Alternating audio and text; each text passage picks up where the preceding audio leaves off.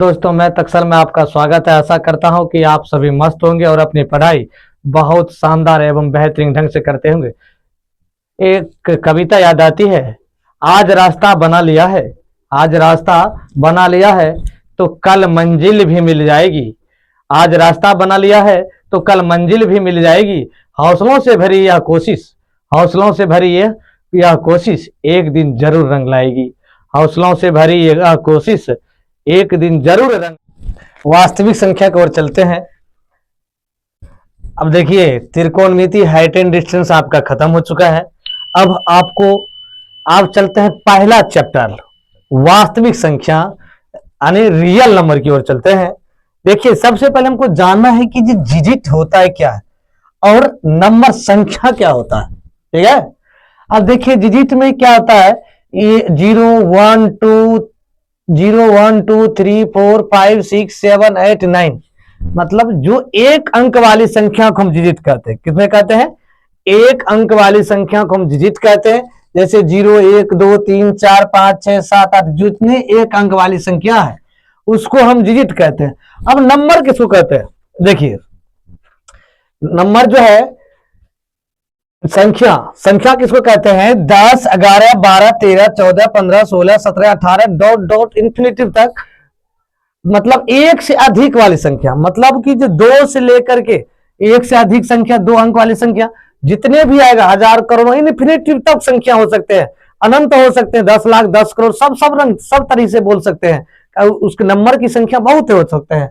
तो डिजिट में आएंगे तो 1 से 9 तक एक अंक वाली संख्या आएगा।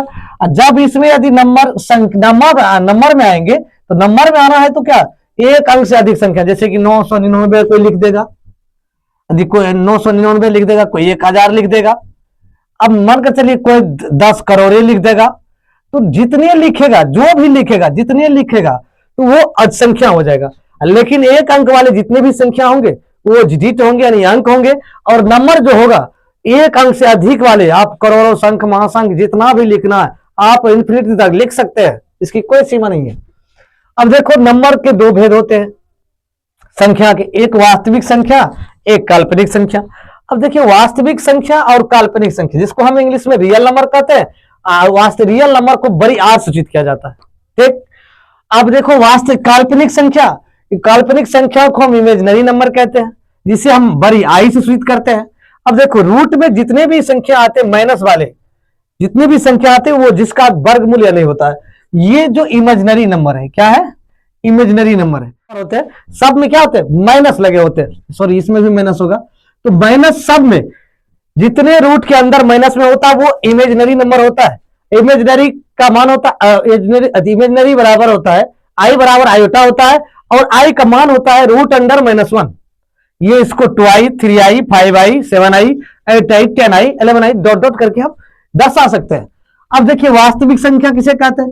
जिस संख्या को हम संख्या रेखा पर दिखा सकते हैं या प्रदर्शित कर सकते हैं। तो देखिए, संख्या रेखा ये 0 है, 1 है, 2 है, 3 है, 4 है, 5 है, इधर ले लीजिए। आप इसको क्या कीजिएगा, इधर आप माइनस में ले लीजिए, minus minus minus minus minus minus minus. देखिए, संख्या रेखा पर प्लस माइनस दोनों में एक, ये जो है ये ओरिजिन पॉइंट है, इससे इधर माइनस इधर प्लस। आप संख्या रेखा पर आप इसको दर्शा सकते हो, इसी कब कहते हैं वास्तविक संख्या। या तो इसी तरह बोल सकते हैं, परिमेय और अपरिमेय के सम्मिलित रूप को या संग्रह को हम क्या कह सकते हैं? वास्तविक संख्या कह सकते हैं।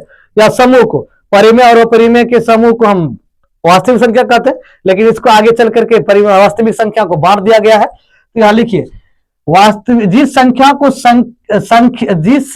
को रेखा पर दिखा सकते हैं उसे हम क्या कहते हैं? वास्तविक संख्या कहते हैं। इसे बड़ी आर से सूचित किया जाता है। ठीक, अब देखो नोट में, रूट में निगेटिव संख्या को काल्पनिक संख्या कहते हैं, जिसको इमेजिनरी नंबर कहते हैं। अब देखिए, काल्पनिक संख्या को कैपिटल आई से सूचित किया जाता है, इसको हमेशा नेगेटिव में दर्शाया जाता है। देखो, -2 -3 -7 -11 -13 -14 रूट में, सब का सब रूट में। आप लोग बता सकते हैं, समझ गए होंगे कि जो जितने माइनस रूट में आएंगे, रूट में जितने भी संख्या आएंगे वो इमेजिनरी काल्पनिक नंबर होंगे। काल्पनिक अब कहेगा सर जी जिसका वर्गमूल हो जाएगा, तो वो इमेजिनरी होगा कि नहीं होगा? इमेजिनरी में होगा, माइनस में उसका होगा नहीं। माइनस में होगा तो माइनस में रूट में जब रहता है यदि रूट में 4 है तो ये प्लस माइनस यदि 2 निकलता है तो प्लस माइनस में होता है। तो हम क्या करते हैं, ये इमेजिनरी नंबर में होगा। अब ये जितने भी माइनस में आएगा सब जो है इमेजिनरी नंबर में, और संख्या रेखा पर जो प्रदर्शित किया जाएगा उसको हम वास्तविक संख्या दिखा दिया जाएगा, दिखा सकते हैं, उसको हम वास्तविक संख्या कह सकते हैं। तो आप लोग समझ गए होंगे कि नंबर एक अंक वाली संख्या जितना है 0 1 2 3 4 5 से 9 तक जितने भी संख्या है उस सबको हम डिजिट कहते हैं, अंक कहते हैं। और नंबर किसको कहते हैं, जैसे एक अंक से अधिक, मतलब 10 11 12 13 14 15 16 17 18 हजार, 10,000, करोड़, 10 लाख, जितने भी संख्या में लिखना है उसको हम क्या कहते हैं, उसको क्या कहते हैं, नंबर कहते हैं। और नंबर को आगे चल करके 2 भागों में बांट दिया है, आपको याद हो जाएगा। वास्तविक संख्या रियल नंबर, एक काल्पनिक इमेजिनरी नंबर। वास्तविक संख्या को बड़ी आर सूचित किया जाता है और काल्पनिक संख्या को आई से कैपिटल आई सूचित किया जाता है। ठीक है। अब वास्तविक संख्या जिस संख्या रेखा आती, जिस संख्या को रेखा पर दिखा सकते हैं उसे वास्तविक संख्या कहते हैं, इसे आर सूचित किया जाता है। काल्पनिक, अब नोट में देखिए, रूट में निगेटिव संख्या को काल्पनिक संख्या कहते हैं, काल्पनिक संख्या को आई से सूचित किया जाता है, जैसे रूट -√2 -√3 -√7 -√11 -√13 -√14 etc। तो इस टाइप से आप लोग समझ गए होंगे। अब चलते हैं आगे। वास्तविक संख्या 2 प्रकार के होते हैं, एक परिमेय संख्या होता है, एक अपरिमेय संख्या होता है।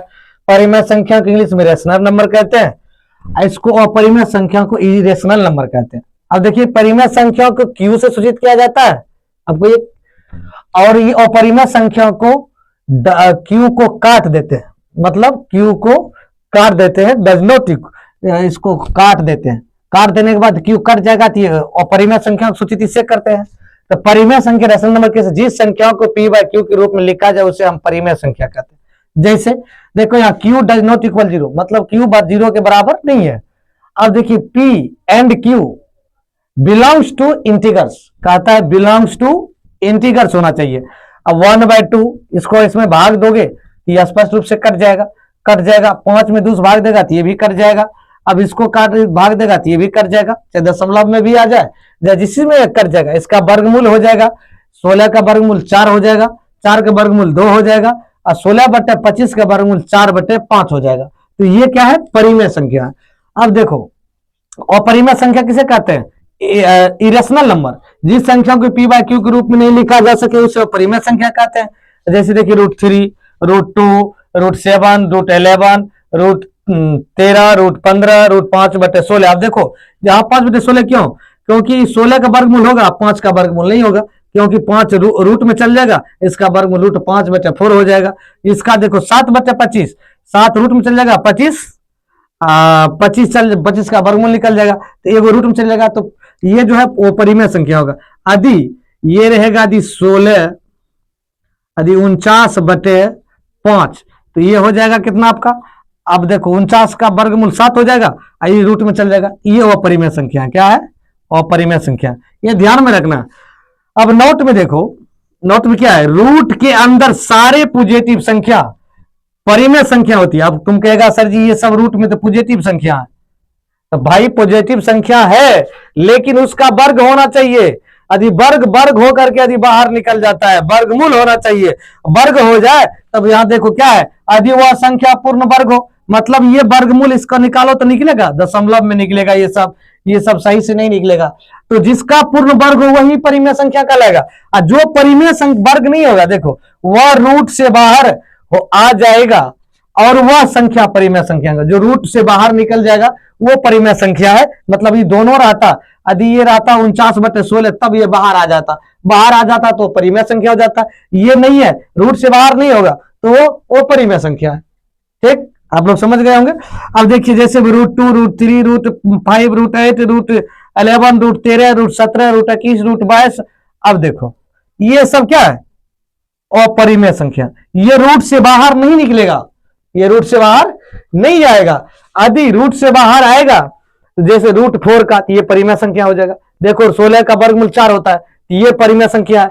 25 का वर्गमूल 5 होता है, ये क्या हो जाएगा, परिमेय संख्या हो जाएगा। यदि 100 का वर्गमूल रूट में लेंगे 100, तो इसका कितना हो जाएगा, 10 हो जाएगा। 144 का वर्गमूल कितना लेंगे, वर्गमूल हो जाएगा 12। 196 कितना हो जाएगा, 14। 81, √81 कितना हो जाएगा वर्गमूल, 9। ये सब जब रूट से बाहर, 121 का 11, 576 का 24, 25 का 625 का 25, अब देखो जिसका वर्गमूल रूट से बाहर आ जाता है ना वो परिमेय संख्या है डायरेक्ट, जो रूट से बाहर नहीं आता है वो परिमेय संख्या, ये हमेशा ध्यान में रखना। तो सबको अच्छी तरह से समझना है, यही बाद में आगे काम चलेगा। अब देखो परिमेय संख्या क्यू से, इसको क्यू को काट देते हैं, उससे सूचित परिमेय संख्या को, इसको क्यू से सूचित करते हैं, इसको काट देते हैं क्यू को, तो वो परिमेय संख्या सूचित करते हैं। ठीक है, अब चलते हैं आगे। देखिए यदि 0 एक परिमेय संख्या है, क्योंकि हमें p बाय क्यू के रूप में लिख सकते हैं, कहते हैं 0 एक क्या है, परिमेय संख्या है।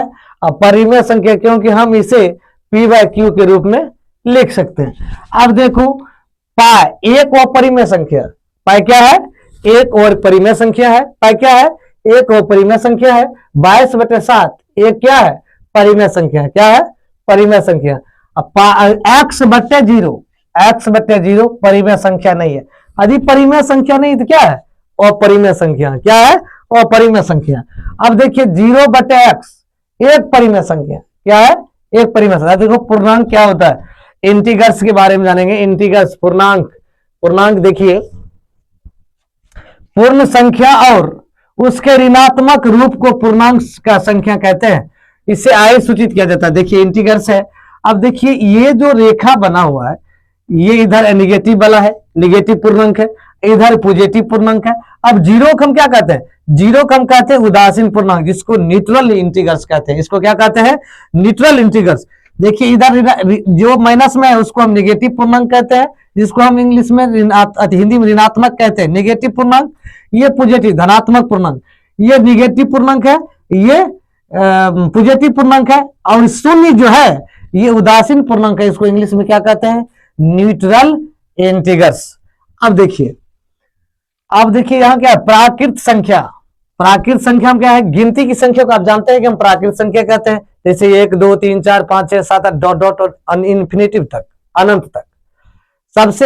सबसे छोटी प्राकृत संख्या क्या हो जाएगा, 1 हो जाएगा। अब बड़ी क्या होगा, बड़ी अनंत होगा। आप करोड़ भी बोल सकते हैं, लाख भी बोल सकते हैं, संख्य भी बोल सकते हैं, महासंख्य भी बोल सकते हैं। तो सबसे छोटी प्राकृत संख्या 1 और अधिक अनंत हो सकता है, आप कुछ भी बोल सकते हो।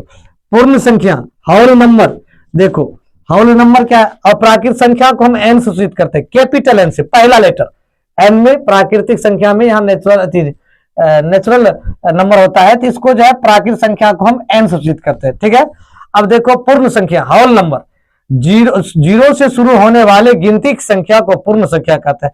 जैसे कि हम 0 शुरू करें, गिनती की संख्या है तो उसमें या शून्य शामिल कर देने से, या 0 अति क्या कहते हैं, गिनती की संख्या में शून्य शामिल कर देने से वह क्या हो जाएगा, क्या कहलाएगा, पूर्णांक, पूर्ण संख्या कहलाएगा। क्या कहेगा, पूर्ण संख्या। या 0 से शुरू होने वाले गिनती की संख्या को, 0 से शुरू होगा गिनती, 1 2 3 4 5 6 7 8 9 10 शुरू होने वाले संख्या को हम पूर्ण संख्या कहते हैं।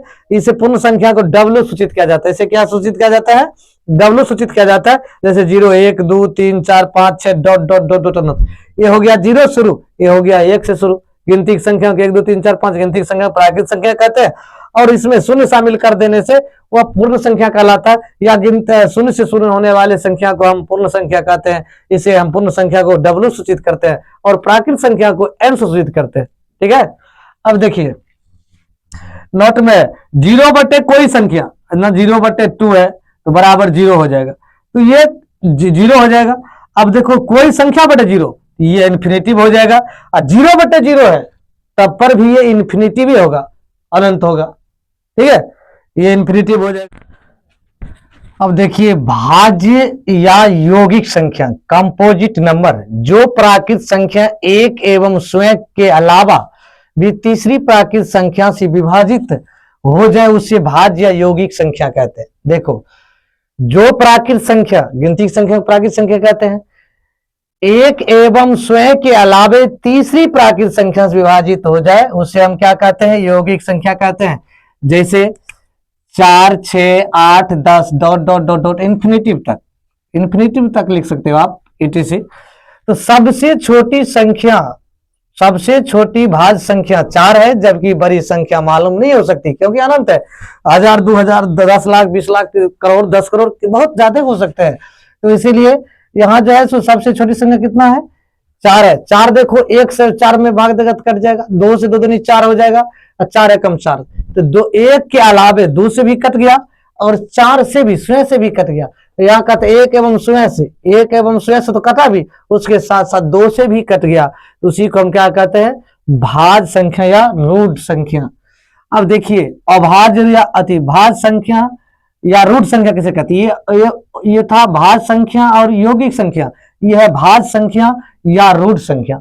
देखो प्राइम नंबर, जो प्राकृत संख्या 1 एवं स्वयं से विभाजित हो उसे हम अभाज्य संख्या कहते हैं।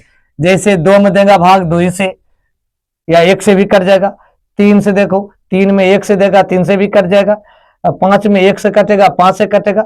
इसके अलावे 1 एवं स्वयं से विभाजित होता है, बाकी किसी से विभाजित नहीं होता है, उसे हम क्या कहते हैं, अभाज्य संख्या कहते हैं। क्या कहते हैं, अभाज्य संख्या या रूढ़ संख्या कहते हैं। अब देखिए सबसे छोटी भाज्य संख्या 2 है, सबसे छोटा कितना है, 2 है, और सबसे बड़ी अभाज्य संख्या, ये इन्फिनिटिव हो सकता है, ये भी आप इन्फिनिटिव लिख सकते हैं, अनंत हो सकता है, इन्फिनिटिव हो सकता है, अनंत तक हो सकता है। अभाज्य संख्या मालूम नहीं हो सकती है क्योंकि 2 तो है, इस कहां तक जाएगा, लाख, 2 करोड़, 3 करोड़, 4 करोड़, अनंत तक जा सकता है, इसकी कोई सीमा नहीं हो सकती है। अब देखो सम संख्या, जिस संख्या जो प्राकृत संख्या 2 से पूर्णतः विभाजित हो जाए, जिस संख्या में 2 से पूरा पूरी भाग लग जाए उसे हम क्या कहते हैं, सम संख्या कहते हैं, इवेन नंबर कहते हैं। उसे देखिए 2 में लग जाएगा 2 से 2 दूनी 4, 2 में लग जाएगा 2 दूनी 4, 2 तिया 6, 2 चौका 8, 2 पंच 10, 2 से सब कर जाएगा, अनंत तक हो सकता है, अनंत तक हो सकता है। अब देखिए विषम संख्या, जो प्राकृत संख्या 2 से पूर्णतः विभाजित नहीं होती है, मतलब 2 से विभाज्य नहीं होती है, मतलब 2 से स्पष्ट रूप नहीं करती है, उसे हम क्या कहते हैं, उसे हम क्या कहते हैं, विषम संख्या कहते हैं। ये नहीं करता है उसे विषम संख्या, जैसे 1, 3, 5, 7, 9, 11, 13 डॉट डॉट इन्फिनिटिव तक, अनंत तक जा सकता है, इसकी कोई सीमा नहीं है, अनंत तक हो सकता है, विषम संख्या अनंत तक जा सकते हैं। अब देखो परिमेय संख्या के दशमलव निरूपण, परिमेय संख्या के दशमलव निरूपण होता है क्या है, देखो decimal representation of rational number, जब परिमेय संख्या के अंश में, जैसे कि यहां है 4/2, देखो तो ऊपर वाले को हम क्या कहते हैं, अंश कहते हैं, और नीचे वाले क्या कहते हैं, हर कहते हैं। तो यहां क्या लिखे हैं, जब परिमेय संख्या के अंश में हर से भाग देकर उसे दशमलव में बदल दिया जाए, उसे हम इस रूप को हम क्या कहते हैं, परिमेय संख्या का दशमलव निरूपण कहते हैं। देखो जिस संख्या को, जैसे कि 3/2 है तो बराबर 1/5 हो जाएगा, तो ये 1/5 हो जाएगा, तो 1.5 हो जाएगा, तो ये दशमलव चला गया, इसको हम दशमलव निरूपण कहते हैं। जैसे देखिए जब परिमेय संख्या के अंश में हर से भाग देकर उसे दशमलव में बदल दिया जाए, उसे इस रूप को हम क्या, तो इस रूप को हम परिमेय संख्या के दशमलव निरूपण कहते हैं। अब देखिए परिमेय संख्या के दशमलव निरूपण कहते हैं, तो अंश वाला में ये अंश में हर से भाग दिए, 1 पॉइंट आ गया 5 आ गया, तो ये क्या हो गया, और परिमेय संख्या हो गया। अब देखिए दशमलव निरूपण 2 प्रकार के होते हैं, दशमलव निरूपण क्या होते हैं, 2, परिमेय संख्या के दशमलव निरूपण 2 प्रकार के होते हैं। एक होता है शांत दशमलव निरूपण, जिसको कूल डेसिमल रिप्रेजेंटेशन कहते हैं। अब दूसरा होता है अशांत दशमलव, डिस्टर्ब डेसिमल रिप्रेजेंटेशन कहते हैं, ठीक है, दूसरा कहते हैं। अब देखिए दशमलव निरूपण 2 प्रकार के होते हैं, एक होता है शांत दशमलव निरूपण, याद रखिएगा, और एक होता है अशांत दशमलव निरूपण, इसको इंग्लिश में कहते हैं कुल डेसिमल रिप्रेजेंटेशन, इसको कहते हैं अशांत में डिस्टर्ब डेसिमल रिप्रेजेंटेशन। तो इस तरह से